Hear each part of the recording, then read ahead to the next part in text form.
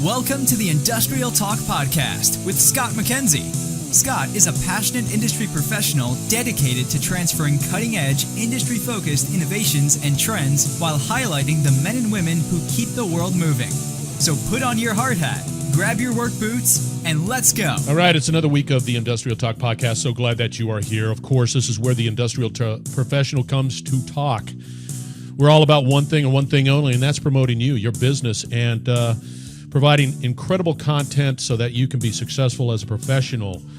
We're recuperating, right, Yeah. Reed, from the beach right now, and of course that was a lot of fun, and sort of lazy. And It was lazy, it was fun, but I mean, it was productive. We got some promos done, but I'm definitely recuperating. I am exhausted. yeah, I got to tell you, man, the weather was great. Oh, the weather was beautiful. We had that nice day where it rained like the first half, so you could relax and or work out like we did. Yeah, we don't relax too No. often. So, all right, thank you very much once again for joining the Industrial Talk Podcast. We are ready to get this show on the road. Thank you. Yeah, it was quite cold in Florida. No, it felt good though. I mean, like the breeze cooled you down. The sun was nice and hot. I got very sunburned. Of course you did. Absolutely. Well, let's. We've got a jam-packed show once again. We always do, because we always find those individuals that are quite at the top of their game, and this week's no exception. We've got a gentleman by the name of Keith McAslan, and he's all about private equity. So I'm really excited about that interview, and so I don't want to waste any more time. So what I'd like to do is just get going. Tailgate Talk number 1. All right. As I look around, I've got a number of events that I think you need to put on your calendar. And the most pressing one, as I look at my computer, it's the Reliability Conference in Las Vegas. And that is scheduled for April 23rd to the 27th. I'm going to be there. I'm going to be broadcasting there and highlighting some of those incredible reliability professionals. So I'm pretty excited about that. And then another one is, sorry about that. This is in Birmingham, UK. This is the Reliability and Asset Management Training Symposium. If you're over there in Europe and you can make that trip, I highly recommend that you do that. That is real important. And then the final one, of course, is July 17th to July 19th, and that is here in New Orleans, Louisiana. Good food. Great food. Absolutely. And Good entertainment. Good entertainment. A lot of fun. A must if you are over here, and that is the Asset Conditioning Management Training Symposium. So right off the bat, make sure you attend these events, because Reliability Web does a great job at everything that they do. Phenomenal professionals. Number 2. All right, this one is something that is near and dear to my heart, and this is industrial law that there's multiple laws, but this one is specific to more value equals more rewards. That's more values equals more rewards. So, think about this.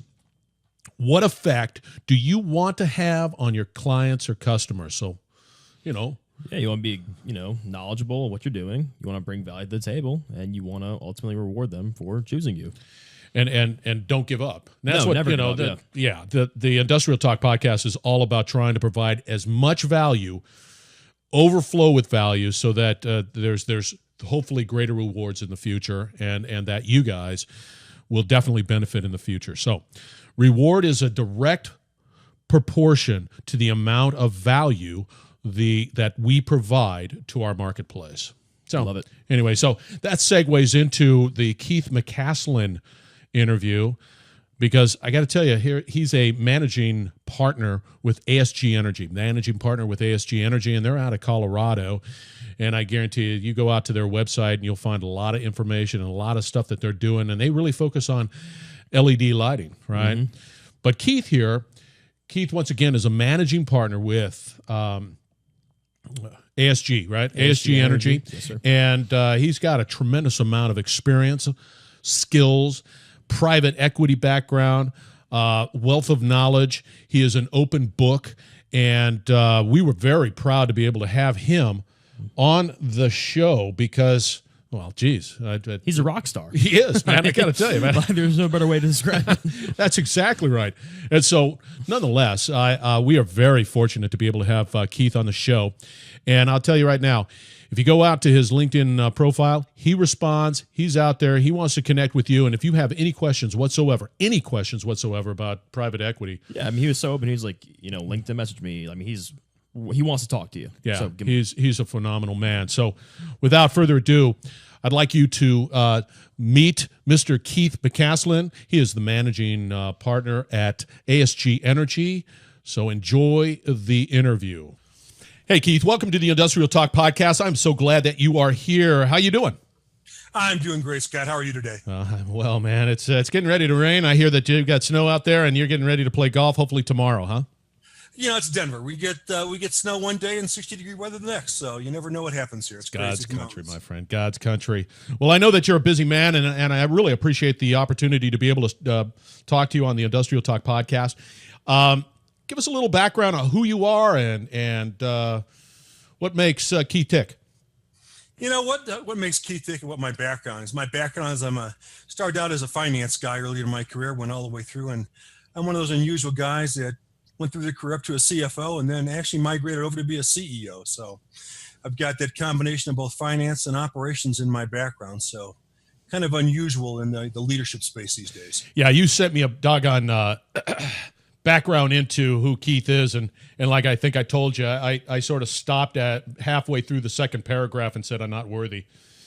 I just want to let everybody know out there in the old Industrial Talk Podcast world, this guy is stacked with talent, and I'm not going to go through it just because, well, you don't want to hear me read about it. And you're also a published author, right? I am. Yeah, I've I decided I had a lot of IP locked in my head, so about 7 years ago, I said, you know what, it's time to document. So I wrote 3 books. One is called Due Diligence Secrets. It's basically a book that takes people through whether they're wanting to transition and sell their business or on the acquisition side. It lays it out chapter by chapter on the questions that you should ask the key people in an organization. Most due diligence is written basically on the financial side, but this takes a different twist on due diligence and goes after the questions that should be asked. But you also got that internal controls, and I think there's a business owner's handbook too as well. Huh? Yeah, there is. The business control book is basically laid out for small businesses, small business owners, and it lays out how to set up an internal control system for your business. And the last one is for business owners, and it's laid out basically by a series of articles that I wrote and were published several years ago that lays out for a small business owner different topics that they would find interesting and helps them kind of just guide them through. Because I know I will forget there, Keith, so bear with me. Can I get those books out on Amazon? They used to be on Amazon. Now I'm just selling them direct. Amazon was taking too large a cut. Oh, no kidding, man. So note to self. So if when we start to give your contact information out, they got to contact you direct to get those books because I highly recommend it. Absolutely. Contact me directly. Happy to ship them to them. Okay, so let's shift gears here. You've got that strong financial background. You definitely are heads and tails above me when it comes to this stuff. You joined ASG Energy with this incredible background. Why did you join ASG Energy?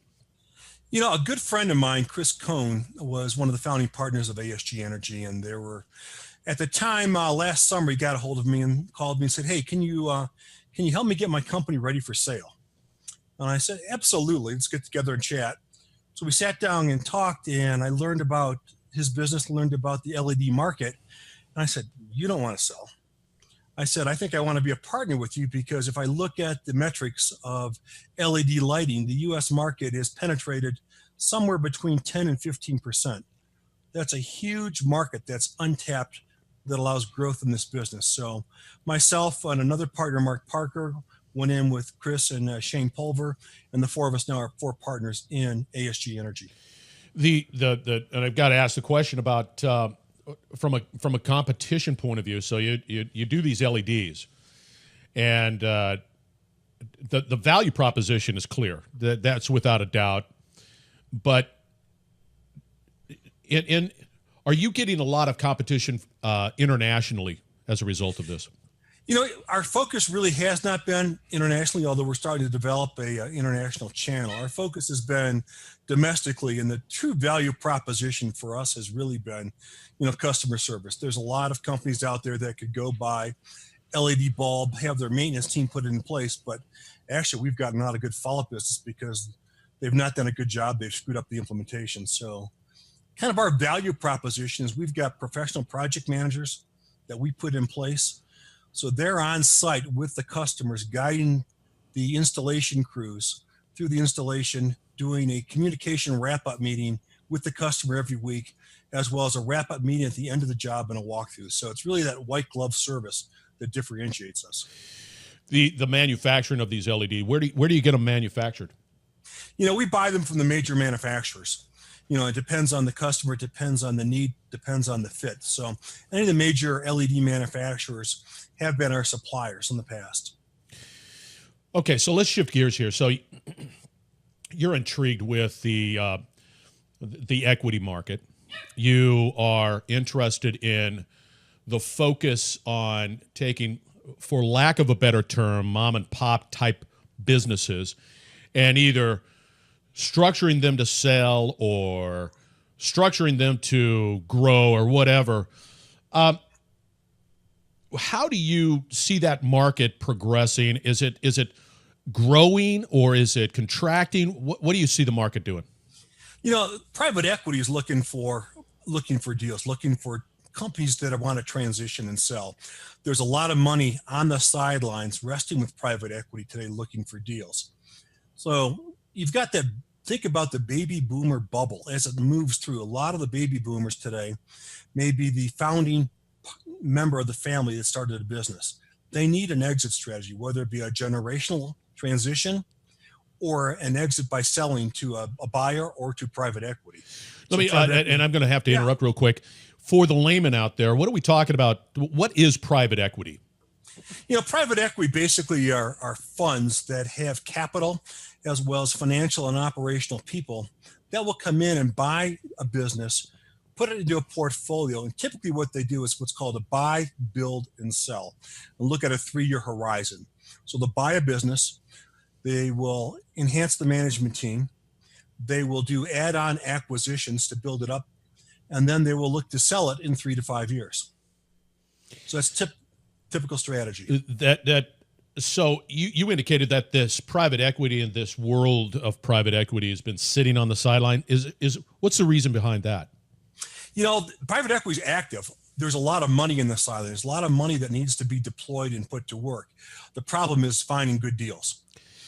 What's a typical hurdle that these private equity people or these firms are looking for? What is a typical hurdle?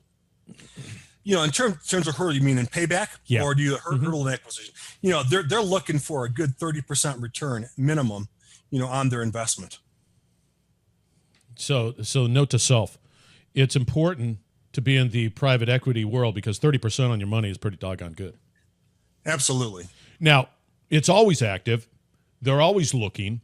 And in the industrial world, I mean, there's a lot of small to mid-sized companies.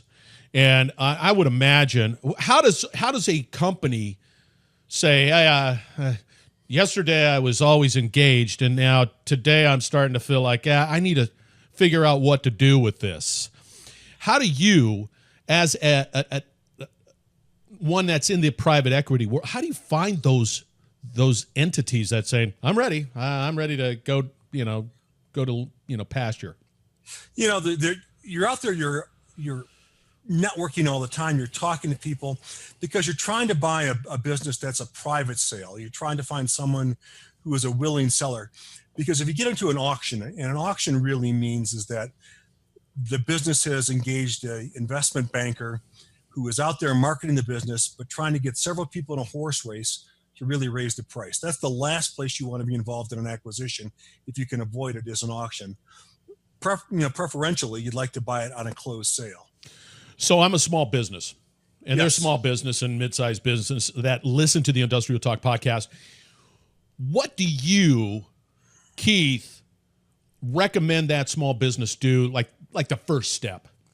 The first step is too many of them are not prepared for sale. They need to start 2 to 3 years in advance of the actual, when they want to do a transaction and sell the business. They've got to get their financial statements cleaned up. They've got to get them, if they have not been reviewed, get them reviewed, get them audited. They've got to get all those books and records cleaned up. They must show that they've got a good 2 to 3 years of growth and that they've got a management team worthy of an investment. You can't just sit there and have a management team that's all ready to retire and want to sell. What's the value proposition for someone coming in to buy it? You need a management team to take it forward. But let's say I'm lousy on the old financial side, and I've got this widget that is one heck of a widget. Now you've got to be able, from a private equity point of view, say they don't do a good job. One thing. But this little widget here, man, it's undervalued, whatever. Now, there's got to be that type of a decision process, right? There is. Typically what they'll look at, if there's a company like that has got something unique, a unique value proposition, a unique product, they're going to look to say, hey, does it make sense to something I already have that we can do a bolt-on with it, that gives it the back office, gives it the sales and marketing support that the selling business does not have? Because that's a lot of work. And do private equity provide the services of saying, hey, we like your business. Now we're going to help you clean it up, like you indicated. We're going to help you clean it up and get you ready and all that good stuff. Or is that some other third party that says, hey, we're private equity, we think you got a great business, but you're going to have to clean it up and come talk to us in 2 to 3 years? Yeah, private equity typically will not go in and clean it up. I mean, typically what you need to do is engage a consultant to come in to help get you ready, to kind of coach you through what the process is going to look like, what due diligence is going to look like, what you need to do with your books and records and your audited financials, and get yourself ready. So there's lots of individuals, whether they be retired executives. For the past few years, up until the point where I acquired ASG Energy, I was doing a lot of that. I was helping clean up businesses. So you find a lot of executives who have been in the business who are doing that themselves. Or if they want to go the route of engaging a broker to help them sell, business brokers will also help them clean the business up and get it ready.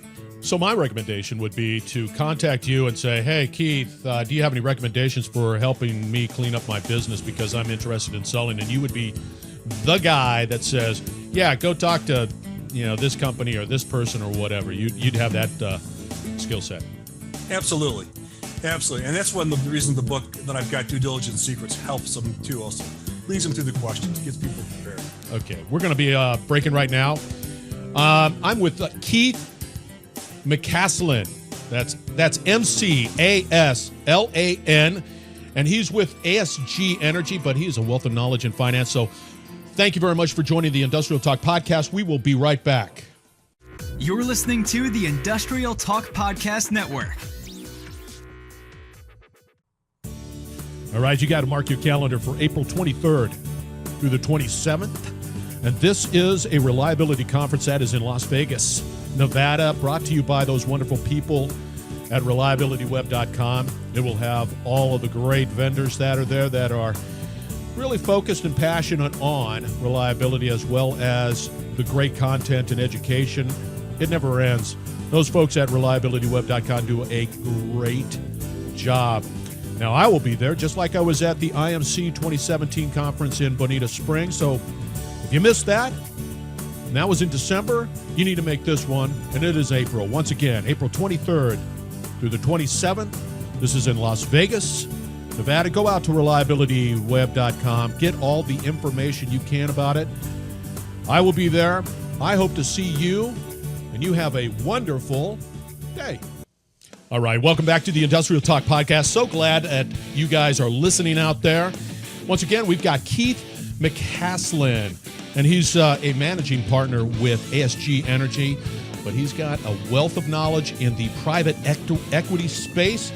And so, Keith, talking offline, we were chatting, and one of the things that I'm always challenged with is this millennial young group of individuals that are coming up. And they're looking around and they're probing and all that stuff. Now, you're in the private equity. Why would a young person get involved in private equity, and how would they do that? There's a lot of different routes in for the current careers. Most of the people that get into private equity are coming out of Ivy schools for the big private equity firms like the Blackstone Group out of New York, which is the largest private equity firm in the world.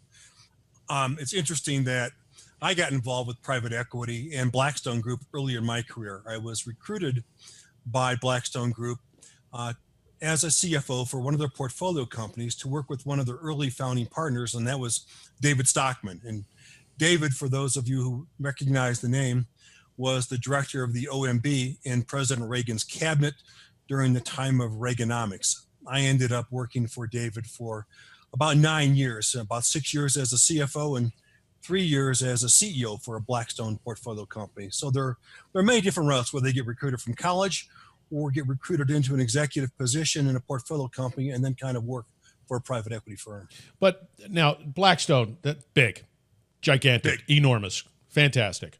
But there are so many other private equity companies out there that might be a better fit for young people and all that good stuff. Absolutely. I've worked for several smaller private equity firms over the years also, and for them, you've got to come out of a blue chip college. You've got to have an MBA. Preferably between your undergrad and your MBA program, you've done some internship in a private equity firm. And then, plan on going to work for long hours if you're working on the private equity firm side. Is Ole Miss a blue chip college? For me, it is. Here in Louisiana, we don't think that is the case there, Keith. I always thought it was the Harvard of the South. Definitely have good tailgates. That's for doggone sure. Absolutely. The Grove's nothing better. The Grove. Yeah. Okay, let's talk about where you see the future going. Now, I think the economy is expanding. I think I'm not from a blue chip college like you are. However, do you think where do you see the future going from a private equity point of view? Private equity is going to continue to grow. Again, like I said, it's that bubble. There's going to be more and more businesses that are available, and they're looking for that acquisition. The key is, I look at businesses that have been family owned, and the term that's been used a lot over the years is that there's 3 generations in a family owned business: Thunder, Wonder, and Blunder. Thunder is the founder who's created the business, who's really got it growing, who passes it to the second generation, which is Wonder. They tend to be more of a caretaker of the business. It's not really growing any longer. It's doing what, basically its core business has been. And then the third generation typically is Blunder. They've grown up. They've not had to really dig and work hard, and the business tends to start failing during that period of time. So typically I see a lot of businesses between Wonder and Blunder is the time that they typically are going for sale. And as an aging, let's just you got your baby boomers that have invested. They would be the Thunder side of this whole thing, and then of course it's sort of transitioned into the Wonder, and now we're going into. So I see. Correct me if I'm wrong, Keith, but I see that pool growing. That small mom and pop, mid-sized mom and pop. The necessity for an exit strategy exists. Absolutely. I mean, it's huge. Everyone's looking at retirement as you start to move down the spectrum. What do you do with the business? It's been your baby. You've grown it, but you don't want to give it away, but you want to find the right transition, the right people. A lot of times, too, you're trying to find the buyer who will transition so you can retire, but you want to continue the culture that you started. A lot of the businesses have a unique culture to them. They want to see it continue. Okay, so here's what I would say. So you go on in, you're the owner, you want to go the private equity route. How about that third generation? Are they going to get their nose bent out of shape, and do you have to deal with that type of emotion? It's interesting. One of the firms that I worked with from 2010 through 2012, when I came in for the private equity firm, I had to exit all 3 generations out of the business. I had to exit the founder, the son of the founder who had been the president, and the grandson of the founder, and then change the culture. That is a challenge when you go into a business to make a significant culture change by getting rid of all 3 generations when the business really had identified themselves as a family-owned business. But however, it was private equity owned, and we needed to grow. But that made for some fun conversation, I would imagine. that makes for interesting life. Yeah, strong shoulders there, my friend. Strong shoulders. I can only imagine. My goodness. So let's talk a little bit about ASG. Now, you're involved with ASG. You've been involved since really just December, right? Just December, yeah. I'm new in it. I'm still learning. And tell me why it was so attractive to you being the private equity guy. You know, what was very attractive to me was it's a combination of things. One is it's an untapped market. You know, it's got a lot of growth potential the next several years. So you're looking for, a market that has, double-digit growth going to the future. And if you look at the Department of Energy projections for LED lighting just in the U.S. without tapping the international markets, it's showing significant growth going forward over the next 5 to 10 years. That was attractive. Number two, it gets back to kind of like culture. You got to like the people you're working with. The partners all get along well. We all have the same views. We're all Christian guys, and we got together, and it was just a good mix. So that chemistry is very, very important. So those are the kind of the combinations. Okay, so you're in the driver's seat right there. You've got you're a strategy guy. What's your strategy for ASG Energy? Where do you see it going? And you're not. Are they thinking about flipping and selling, or what is your strategy for ASG? I'm the partner that's always thinking of flipping and selling. I got $20. I'll buy it. No, right now the key is we've got several big Fortune 500 customers, even a Fortune 7 customer. The goal right now is to expand the customer base. We're deep with several big customers, and go broader. We need to have a broader base. I'm also starting to work on an international channel for us too. So the key for us really is to grow the sales, grow the channels of revenue that we generate from. And this is really what we look at as called LED 1. I mean, we're going in, the value proposition in LED 1 really is the cost savings.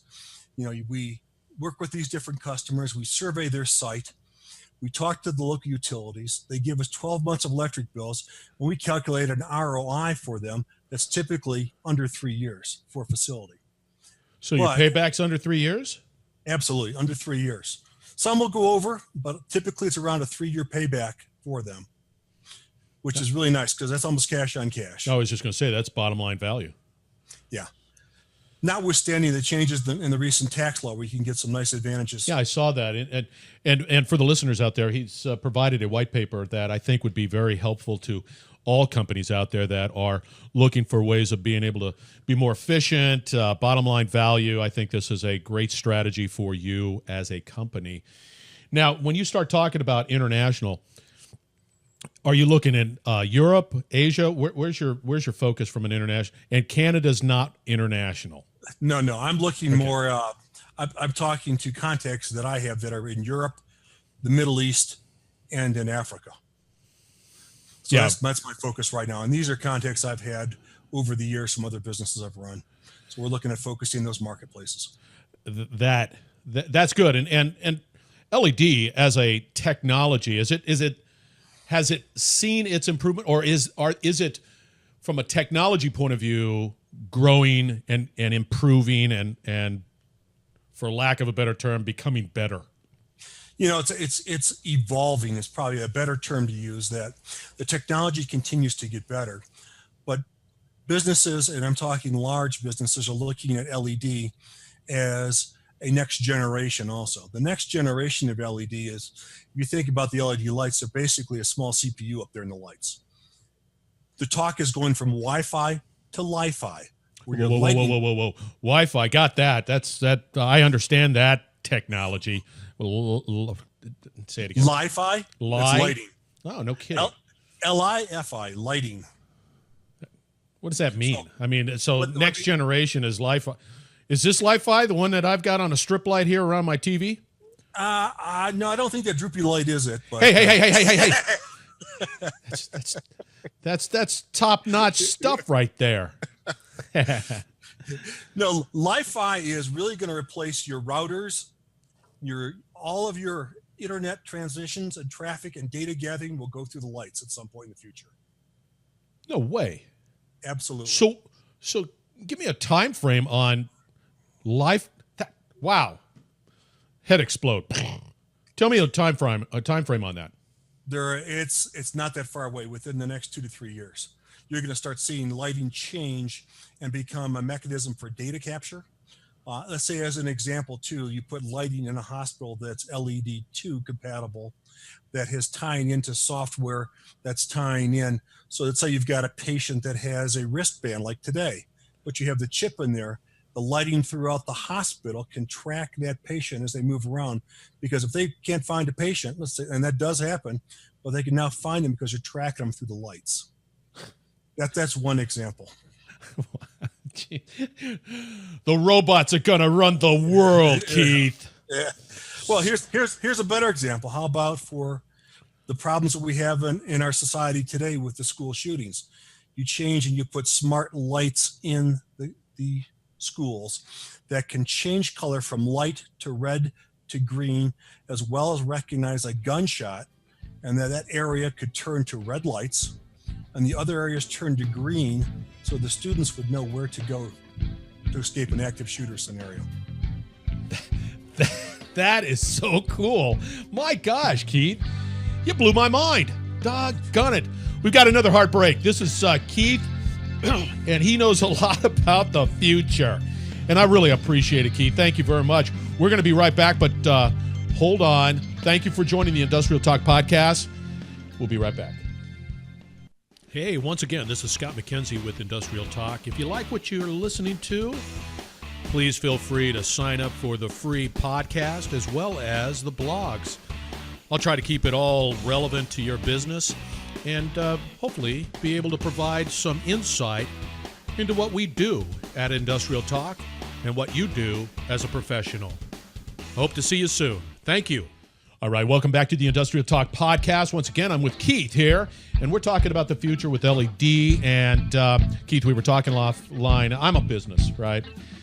And I'm thinking, I'm still in the thunder phase, and I want to be able to improve my bottom line. Why is LED so important?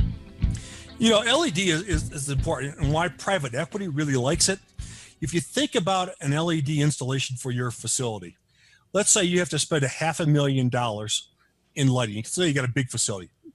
That is going to be capital you spend that comes as cash, but you spend that as cash and it does not affect your bottom line because you're looking at EBITDA when you go to sell.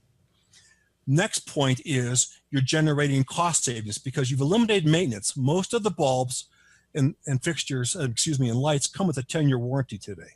Doesn't mean they're going to wear out in 10 years. It's like your car with a 3-year warranty. It doesn't stop working in 3 years, but a 10-year warranty. So now you've saved on your maintenance cost. Next thing is you've reduced your utility bill. So typically, I've got a business case where, a business looked at spending $500,000. They had a savings on their LED lighting of about $110,000, plus another $10,000 in maintenance savings. When you do the payback, their payback is under 3 years, and the $10,000 in maintenance savings, the $110,000 of utility savings, the $120,000 that goes to your bottom line, that goes right to EBITDA. And you save that for 12 months, and let's say you want to sell at a 7 multiple at $120,000, that just added $840,000 of value to you when you go to sell your business. You had me at hello. Doggone it. I mean, that's amazing. Now, okay, I got to ask the strategic question again. Why not acquire additional business to expand your capacity, your capability, or your reach? We're looking at a lot of different things. I prefer not to talk about some of the strategy we're doing right now to grow our business and reach other than the current channels. I had to ask because it's a great question. Well, of course, because I'm thinking about getting into it just because of you. Don't worry about it. No, it's not going to happen. Hey, I'm no private equity guy. I got to keep the lips sealed. Awesome. Well, I got to tell you, man, you've been absolutely fantastic, Keith. We're going to be wrapping this up. How do people get a hold of you? Because I got to tell you out there, If you just, Keith, are you open to just say hello to people? Absolutely. No. So Yeah. I'm telling you, I'm gonna be able to provide contact information for Keith. I think if you have any interest in proceeding forward to whatever next phase you want, I'm sure Keith has the answer. I don't have the answer. I just have the good looks. And so, Keith, how do they get a hold of you? You can get a hold of me on LinkedIn. I'm out there on LinkedIn. You can follow me on my blog. You can follow me on my Twitter. I think that You got a blog where? I've got a blog on WordPress. Keith McAslan .wordpress.com. Got it. On Twitter, it's just at Keith McAslan. A little difficult. And you're pretty active on those platforms? Relatively. I've gotten more active again as I've gotten more involved with ASG. I kind of took a hiatus for a few years. Right. Now I'm getting more active again. Well, listen up out there. You got to contact Keith. He knows what's going on. He has truly blown my mind this interview. I'm Keith. I'm honored. I mean, we just sort of threw this one together in the sense that you were introduced me, I think a couple of weeks ago, maybe. A couple weeks ago, yeah. Yeah, Absolutely. not that. And now you're my best friend. And can I borrow money? Just kidding. What the heck, man? Yeah, no. I got to talk to the boss, which is also known as my wife.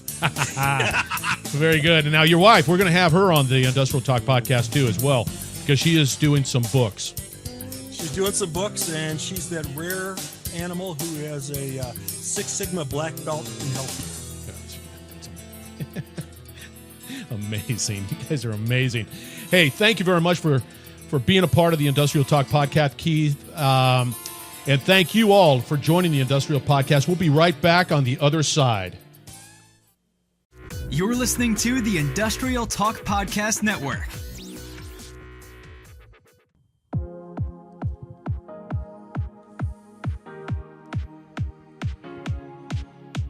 All right, that was Keith McAslan. He is the managing partner at ASG Energy. That was an incredible interview. It was. He's awesome. I got to tell you, man, I could talk to that guy for hours and hours and hours. It's quite a gentleman, too. And he would talk back to you for hours and hours and hours. Yeah, that's true. Yeah, he is an open book. So thank you very much, Keith, for joining the Industrial Talk podcast. And as well as, we've got a little white paper that I want you to note. Keith has provided a white paper that is specific to LED lighting, and it's just the value of LED lighting to a company's bottom line. Now, you can get a copy of that free of charge, no big deal.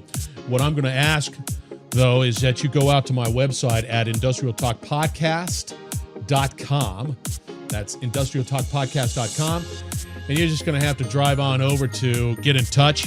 And just... I'm not going to put up a pop-up or anything like that. If you want that white paper, that private equity white paper, go on out to Get in Touch. That is industrialtalk.com. Contact, and just let me know. So we're wrapping it up right now. There, a lot to say, a lot to do. Have a wonderful week. Be safe, and thank you once again. It's because of you guys that we produce this show. So thank you very much for joining the Industrial Talk podcast. Have a great week.